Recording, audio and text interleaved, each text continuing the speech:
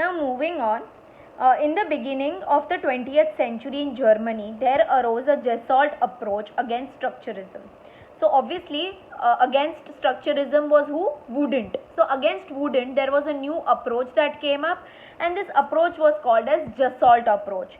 In this approach, Wertheimer, Collier and Kafka made major contribution in laying emphasis on the experiences of perceptual organization rather than that of mind. So in this Gestalt approach, there were three psychologists who played a major role, and these three psychologists were Wertheimer, Collier and Kafka. Remember these three names, they are there in your 12th standard also. Okay. They contributed a lot towards the Gestalt approach, and they said that your experiences are based on your perceptual organization. Perceptual organization is એટલે your point of view, what you see. Okay, perception એટલે view. When you look at a painting, okay, the way I look at a painting is different than the other person looks at the painting. Okay, કોઈ બીજું person એ painting ને જોવે તો એ અલગ way માં જોવે. So that is called perception, the way you look at things. So they said your experiences depends on your point of view, how you see that experience as. Sometimes let us say ki let's say you are cycling, okay, and a cycle karta you fall down and you get hurt. So you have this experience, and because you got hurt, your point of view is, now I am never going to ride a cycle because every time I ride a cycle I am going to fall. But let us say you are cycling and you fell. Okay, so now you understood, okay, maybe I am moving too much while I am cycling, so that is why I am falling. So okay, so next time I will not move a lot while I am cycling. I'll try to make my body balanced. So I am forming that point of view, and I'll say, okay, now I'll try again. So that is different point of view, right? In one point of view, you are giving up cycling. In other point of view, you are understanding why you failed at the first place, why did you fall at the first place, and looking at that, you tried again to cycle, you tried again to paddle. Okay, so your experiences depend on your perceptual organization. What is perception? Your point of view. And what is organization? How do you categorize it? How do you structure it? Okay, so your experiences depend on your perceptual organization. This is something which was given by the Gestalt approach and explained to us by Gestalt, this thing. Okay, according to their arguments, when we see the world, it is not it's not a mere total of its various elements, but it's more than that. So they are saying, when you look at the world, when you look at the environment around you, it's not just different parts that play an important role, but there are lot of major things around you that help you build your mind, that helps you build your structure of your head, or how do you look at things. Okay, so what they try to tell you is that the world is not just made of various elements, that the world that you live in, or the environment, or the society that you live in, is not based on small elements. Okay, but rather it is much more than just the elements which are there. Okay, so in your life, whichever environment you live in, whichever society you live in, it's not just made up of different elements or different parts, but there is much more to it if you look at it. Okay, in other words, when we experience, whatever we experience is more than the information that we obtain from the environment. So they are saying, whatever in life you experience things, you are not just getting information. Okay, for example, when you are paddling and you are falling down, you are not just getting an information that, okay, I have fallen down, now I am going to try again, or I am not going to try again. No, it's not just based on your information that you get, but lot of other things also play a very important role. For example, when we are watching a film, actually in front of our eyes there are still pictures which are quickly passing through a series of change. Therefore, our perceptual experience is far more than what actually it is. Our experiences are holistic in nature. Now we will learn more about this approach and perception. So now what are they saying? That when you are looking at a film, Okay, there are series of pictures that pass through. So you are getting lot of information, you are understanding the story, you are understanding the characters, you are understanding the emotions of the characters. You are not just getting the information, right? તમને ખાલી information નથી મળતી, તમે તમારું point of view બનાવો છો, તમે બી emotions feel કરો છો. અગર કોઈ કેરેક્ટર રોવે તો તમે રોવો, અગર કોઈ કેરેક્ટર હસતું હોય તો તમે હસો. So it's not just based on the information that you get, it's not just the information you get, but also it depends on your experiences, your point of view. Okay, I'll repeat the Jassault approach.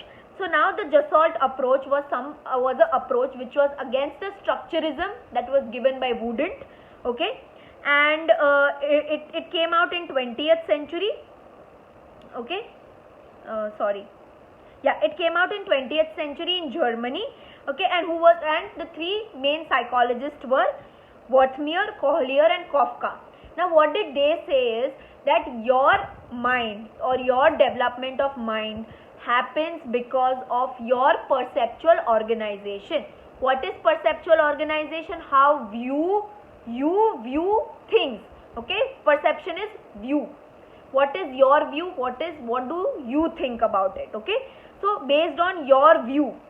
Now they said is that in the world, the environment that you live in, okay, the world that you live in, the society that you live in, it's not just the elements of information that you get, but it is much more than that. In the world that we live in the environment that we live in, we just don't get information, but it is much more than that. Okay, then they have said is that we just don't get information, but it also depends on what our view is, what our point of view is. For example, if you are looking at a movie, if you are seeing a movie, then you are not just getting the information about the movie, but you are also understanding the movie, you are also forming a point of view about that movie. Okay, and this was something which was given and explained by the Jassault approach. Now moving on. In 1910, John B. Watson opposed the mind and the faculty of consciousness as a subject matter in psychology. Now John B. Watson was another psychologist. He was a great psychologist. Okay, and what did he say? He opposed this theory of mind, and he opposed the fact that your mind only develops because of the things that you are aware about or the things which you know about. Okay, he opposed that view. What did John B. oppose the view? John B. opposed the view that the development of mind occurs because of the experiences which you are aware about. He opposed that view. He was against that view. In this way, a new approach by the name of behaviorism began in the opposition of structurism. So he came up with his new theory, which was called as behaviorism. This theory of behaviorism was against the structurism that was given. What did John B. Watson say? That your development of mind does not just depend upon your experiences which you have. Okay, there are a lot of other things also that play a very important role in development of mind. And against structurism, he came up with his theory of behaviorism. The work of psychologist Ivan Pavlov greatly inspired Watson. Now, Watson was greatly inspired by another psychologist whose name was Ivan Pavlov. Okay, Watson was deeply influenced by his theory of classical conditioning. Now, Ivan Pavlov was the person who gave the theory of classical conditioning. What is classical conditioning? I'll not go into detail because you have a whole lot of chapter on classical conditioning in 12th standard, and I don't want to confuse you right now. So Ivan Pavlov gave the theory of classical conditioning, and because of this classical conditioning, Watson was inspired by Ivan Pavlov.